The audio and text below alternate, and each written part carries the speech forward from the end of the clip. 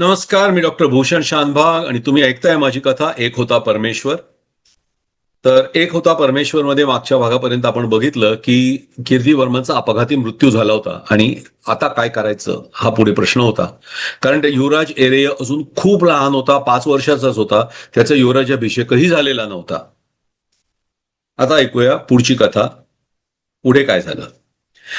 कीर्तिवर्मनचा अंत्यविधी राजेशाही इतमामात केला गेला.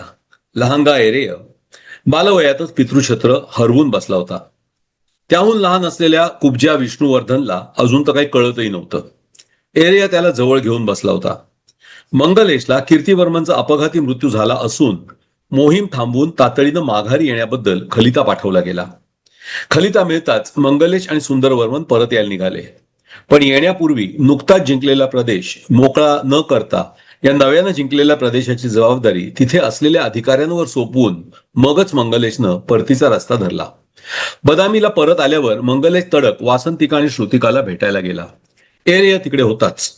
वासंतिकेला धीर देत मंगलेश म्हणाला, काळजी करू नकोस वहिनी. एरे अण्णाचा थोरला मुलगा आहे. परंपरेनुसार त्याचाच राज्यावर अधिकार आहे. हाच चालुक्यांचा भावी सम्राट असेल. मी त्याचा काका मंगलेश याला राज्यावर बसलेलं पाहीन तेव्हाच माझा अखेरचा श्वास घेईन. चेरेया आणि चालुक्यांचं राज्य दोन्हीची सुरक्षितता ही यापुढे माझी जबाबदारी. सुतकाचे दिवस संपल्यावर सिंहासन मोकळं राहू नये म्हणून नव्या राजाचा अभिषेक करायचं ठरलं. मंगलेश म्हणाला, मी शास्त्र्यांना बोलावून पुढे कसं काय करायचं ते पाहतो. मंगलेशवर भरोसा ठेवून वासंतिका आणि श्रुतिकानं मान डोलावली. मंगलेशनं सर्व प्रधान मंडळाची सभा बोलावली. सभेमध्ये सर्व प्रधान मंडळाबरोबर राज्याचे राजगुरू आणि चालुक्यांचे कुलोपाध्याय अनंत स्वामी यांना सुद्धा निमंत्रण पाठवलं गेलं. कुलोपाध्याय अनंत स्वामींना निमंत्रण द्यायला मंगलेश स्वतः गेला होता. सभा भरल्यावर मंगलेशनं बोलायला सुरुवात केली. मी राज्याचे सर्व मुख्य प्रधान, सेनानायक आणि आचार्य अनंत शास्त्री आपल्या सर्वांचं मी सेनापती मंगलेश या सभेमध्ये स्वागत करतो. एका दुर्दैवी परिस्थितीत आपण भेटतो आहोत, पण त्याचबरोबर राज्याचा कारभार सुरक्षित होण्याच्या दृष्टीनं या सभेची आवश्यकता होती. महाराणी वासंतिका आणि महाराणी श्रुतिका या दोघी सुद्धा सभेत उपस्थित आहेत. त्यांच्याशी मी आधी बोललोच आहे. पण जो काही निर्णय आपण आता घेणार आहोत तो सर्वानुमते असेल तर ते राज्याच्या दृष्टीनं उत्तम ठरेल अशा विचारानं मी ही सभा बोलावली आहे. आपण सर्वांना माहीतच आहे की माझे अण्णा सम्राट कीर्तिवर्मन दुर्दैवानं वैकुंठवासी झाले. त्यांचा मृत्यू अपघाती होता आणि तिथे कोणाचाच काही उपाय चालण्यासारखा नव्हता. ईश्वर इच्छा, दुसरं काय म्हणणार. पण आता पुढली सर्व जबाबदारी आपल्यावर आहे. कितीही बलाढ्य राज्य असेल तरीही जर ते डोळ्यात तेल घालून सांभाळलं नाही तर त्याचा नाश व्हायला वेळ लागत नसतो. महाराजांच्या मृत्यूमुळे आजच्या घडीला सिंहासन रिक्त झालंय. त्याची जबाबदारी घेण्यासाठी कोणीतरी या सिंहासनावर बसण्याची आवश्यकता आहे. त्यामुळे प्रधान मंडळाचा काय विचार आहे हे प्रत्येकानं व्यक्त करावं. एक गोष्ट लक्षात घ्या, जरी एरेय हा ज्येष्ठ पुत्र असला तरीही महाराणी वासंतिका ही ज्येष्ठ राणी आहे आणि तिचा पुत्र विष्णुवर्धन हा ज्येष्ठ पुत्र नाही. म्हणून याची गरज पडली आहे. इतकं बोलून मंगलेशनं व्याघ्रस्वामींकडे पाहिलं. मस्तक झुकवून व्याघ्रस्वामी उभे राहिले. सर्वांना अभिवादन करून त्यांनी आपल्या भाषणाला सुरुवात केली. महाराज कीर्तिवर्मन यांचं निधन दुर्दैवी तर होतंच, पण अनपेक्षितही होतं. एरवी नेहमी मी त्यांच्या बरोबर असायचो, पण त्या दिवशी काय झालं कुणास ठाऊक. त्यांनी मला नगरात जाण्याची आज्ञा दिली आणि ते एकटेच ऐहोळेला गेले होते आणि ही दुर्दैवी घटना घडली. त्यांच्या अकाली मृत्यूमुळे राज्याची जी हानी झाली आहे ती कधीही भरून न निघणारी आहे. इतका प्रजाप्रिय असलेला दुसरा कुठलाही राजा माझ्या पाहण्यात नाही. पण देवाच्या इच्छेपुढे आपण सामान्य मानव काय बोलणार. व्याघ्रस्वामी एकदा खाकरले आणि पुढे म्हणाले, सम्राटांची इच्छा राजकुमार एरेयाला युवराज पदाचा अभिषेक करावा ही होती. तशी त्यांनी मला आणि इतर प्रधानांसमोर बोलूनही दाखवली होती. एकदाच नव्हे तर अनेक वेळा. फक्त राजकुमार एरे यांचा उपनयन संस्कार होण्याची ते वाट पाहत होते. एकदा का त्यांचं उपनयन झालं की लवकरात लवकर त्यांचा युवराज्याभिषेक करायचा असं महाराज म्हणाले होते.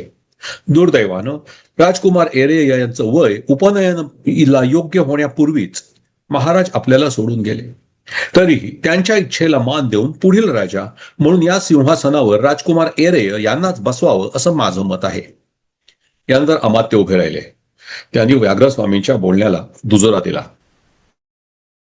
होय, राजकुमार एरेय 8 वर्षाचे झाल्यावर त्यांचं उपनयन आणि युवराज्याभिषेक हे दोन्ही विधी करावेत असं महाराज मलाही म्हणाले होते.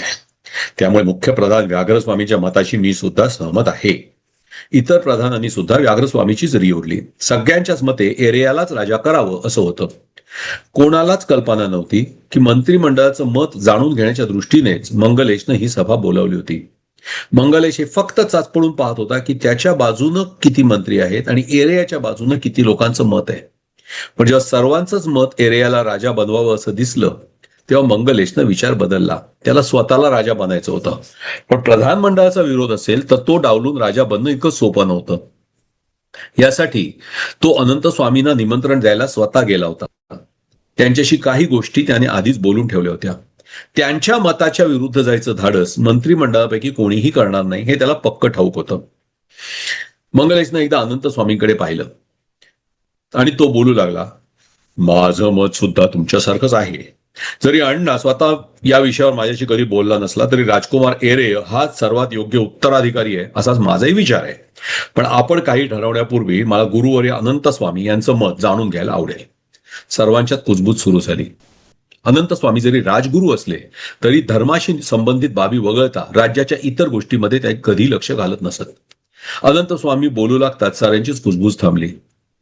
अनंत स्वामींनी सुतोवाच केलं, तुम्ही म्हणता ते सर्व मी ऐकलं, पण या सगळ्यात एक फार महत्वाची गोष्ट तुम्ही सर्वांनीच दुर्लक्षित केलेली आहे.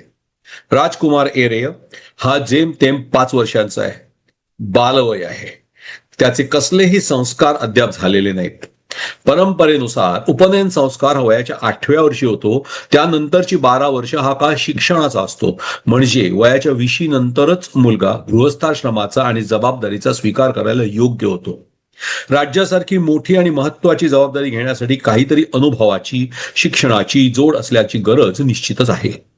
अपवाद म्हणून आपण जरी 12 वर्षांचा शिक्षणकार थोडा कमी केला तरीही अजिबातच शिक्षण न झालेल्या बालवयातील कुमार राजा असावा का, हा माझा प्रश्न आहे.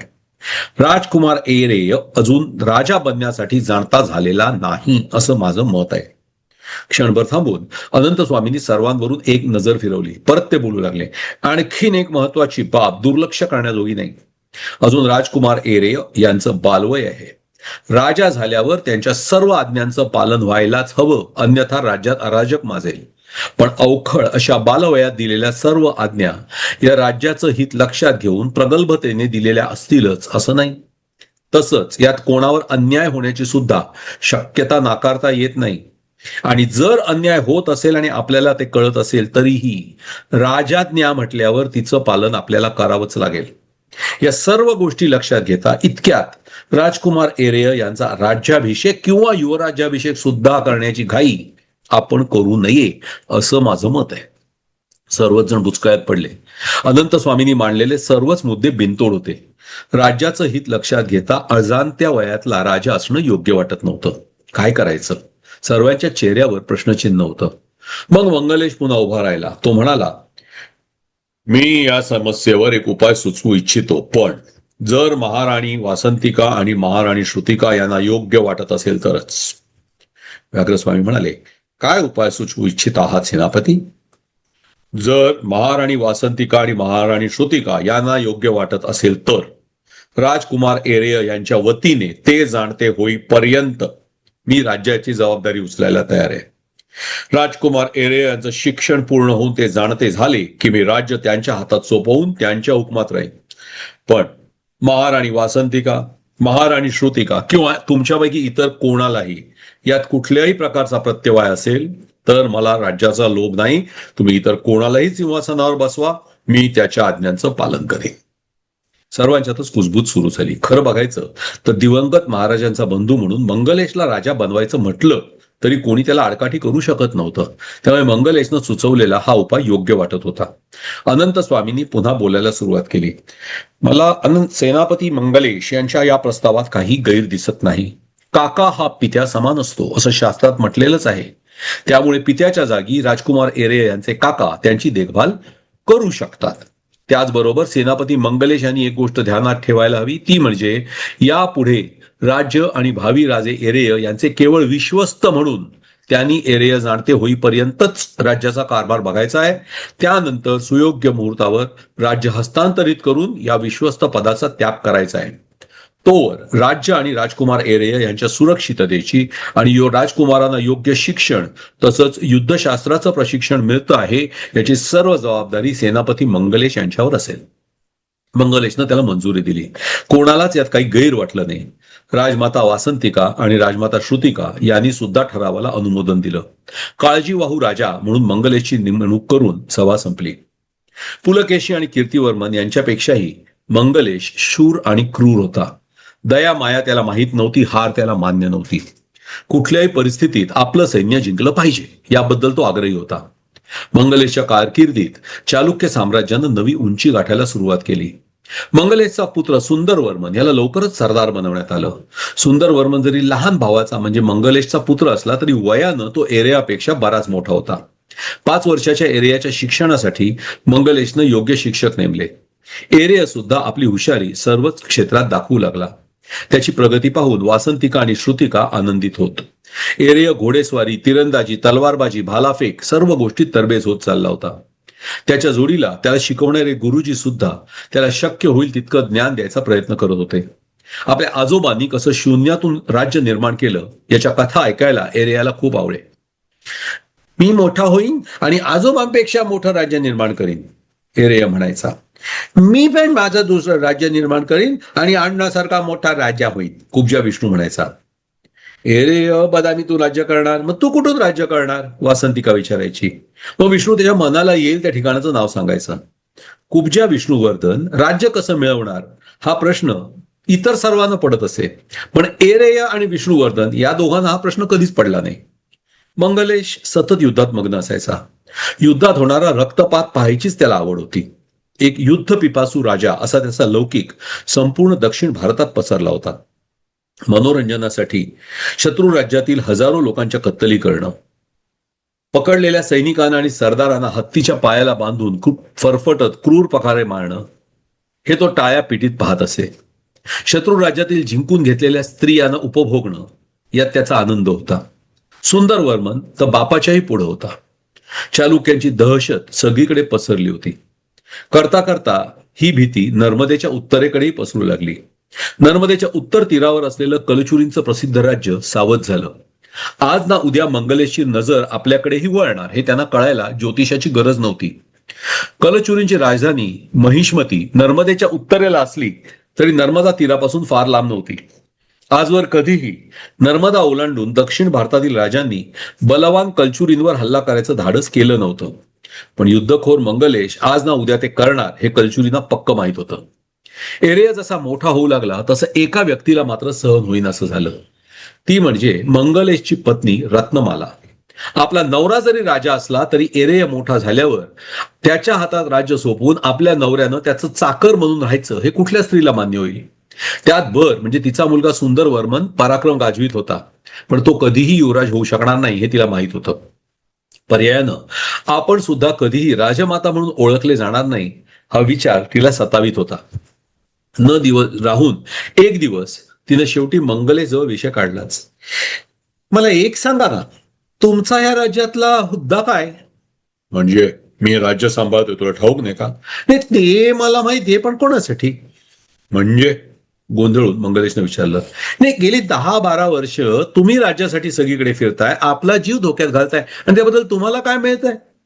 असं काय करता राणीसाहेब, अण्णाचा सेनापती म्हणून मी सैन्य घेऊन फिरत होतो ना. तेच तर म्हणते मी. वणवण फिरायचं तुम्ही, लढाया करायच्या तुम्ही, इतरांची वैर ओढवून घ्यायचं तुम्ही, हे सगळं कशासाठी? तुम्ही लढाईवर गेलात की जीवाला घोर लागतो तो माझ्या. अण्णा महाराज गेली 10 वर्ष कुठल्याच लढाईला गेले नव्हते. वासंतिका जाऊबाई आणि श्रुतिका जाऊबाई इथे आरामात असायच्या. रोज जीवाची तळमळ होत होती ती माझी. आता एरियाचं राज्य सांभाळतंय कोण? तुम्ही. कष्ट करतंय कोण? तुम्ही. तुम्ही स्वारीवर गेलात की मनावर ताण सहन करतंय कोण? मी. आणि भविष्यात राजमाता कोण होणार? त्या दोघी. माझं काय? आणि माझ्या सुंदरवर्मनचं काय? तुम्ही आणि त्यांनी सगळे कष्ट करायचे आणि अण्णा महाराजांच्या कुटुंबियांनी चैन करायची. हे कुठवर चालणार? तिला काय त्रास होतोय मंगलेशच्या ध्यानात आलं. तिचे मुद्दे अगदी चुकीचे नव्हते. मग काय करावं म्हणता? त्यानं विचारलं. रत्नमाला बोलू लागली. आजच्या घडीला राजसिंहासनावर कोण आहे? मी आहे. आणि राजवाड्यात कोण राहत आहे? राजाचं स्थान राजवाड्यात नको. तुम्ही राजा असून एका छोट्या महालात आणि एरेय, विष्णू, बुद्ध आणि त्यांच्या दोन्ही माता सध्या कोणीही नाहीत त्या राजवाड्यात. मला राजवाड्यात राहायला जायचंय. त्यांनी राजवाड्याच्या मागे असलेल्या लहान महालात आल्याला सांगा. मंगलेशला हे करणं अवघड वाटत होतं, पण रत्नमालेनं हट्टच धरला. त्यात तिनं सुंदरवर्मनच्या डोक्यातही हेच भरून दिलं की मंगलेश राजा म्हटल्यावर युवराज पदावर सुंदरवर्मनचा अधिकार आहे. शेवटी मंगलेशला स्त्री हट्ट पुरवावाच लागला. त्यानं कीर्तिवर्मनच्या दोन्ही पत्नी आणि तिन्ही मुलांना राजवाड्याचे मुख्य महाल मोकळे करून मागे हटवलं आणि आपण स्वतः पत्नी आणि मुलासह मुख्य महालात राहायला आला. वासंतिका आणि श्रुतिका दोघींना ते खटकलं, पण मंगलेश सध्या राजा असल्यामुळे त्यांनी त्याचा हुकूम मानला. आपण या लहान महालात का राहायला आलोय आई? एरियानं विचारलं. बाळा, काकांना राज्य चालवायला राजवाड्यात असायला लागतं. इतर राज्यातले लोक भेटायला येतात, बाकी कामं असतात. त्यासाठी त्यांना मोठ्या महालाची गरज असते. श्रुतिकानं कशी तरी त्याची समजूत घातली. लवकरच राज्यातली सर्व महत्वाची ठिकाणं मंगलेशनं ताब्यात घेतली. राज्याच्या सुवर्ण भांडाराची जबाबदारी श्रुतिकेवर होती. रत्नमालेनं ते स्वतःच्या ताब्यात घेतलं. मंगलेशनं सुंदरवर्मनला आपल्या सैन्याचा प्रमुख नेमलं. कीर्तिवर्मनच्या विश्वासू सरदारांना हळूहळू बाजूला सारलं गेलं. हे सगळ्यांच्या लक्षात येत होतं, पण कोणाचाच इलाज चालणार नव्हता. या सर्वावर कडी झाली ती सेवक काढून घेतले तेव्हा. वासंतिका आणि श्रुतिकाच्या मदतीला असलेल्या दासी आणि इतर सेवक कमी केले गेले. एरेय, विष्णुवर्धन आणि बुद्ध या तिघांच्या दिमतीला पूर्वी कितीतरी सेवक असायचे. वासंतिकेच्या महालात 10-12 तरी दासी आणि सेवक होते. तितकेच श्रुतिकेच्या दिमतीला होते. त्यांची संख्या कमी करून फक्त एक सेवक किंवा दासी इतकी केली गेली. हे सर्व रत्नमाला करते आहे हे दोन्ही राण्यांना समजत होतं, पण इलाज नव्हता. एरे राजा झाला की परिस्थिती सुधारेल या आशेवर दोघी दिवस कंठित होत्या. विष्णुवर्धनला कुबड असल्यानं त्याला शारीरिक अडचणी फार येत. तो घोड्यावर बसू शकत नव्हता. हत्तीवर चढणं त्याला शक्य नव्हतं. रथात बसायचं तरी त्याला 2 माणसांची मदत लागे. त्याची उंची कमी असल्यानं त्याला उचलूनच रथात ठेवावं लागे. आता एकच सेवक त्याच्या दिमतीला असल्यावर त्याचं घराबाहेर पडणंच बंद झालं. एकेकाळच्या सम्राटाचा परिवार आता कष्टाचे दिवस पाहत होता. आज ना उद्या एरे राजा होईल आणि मग आपली परिस्थिती सुधारेल या आशेवर जगत होता. हा भाग इथेच थांबवूया. पुढल्या भागात ऐकूया पुढे काय झालं. ऐकत राहा एक होता परमेश्वर. धन्यवाद.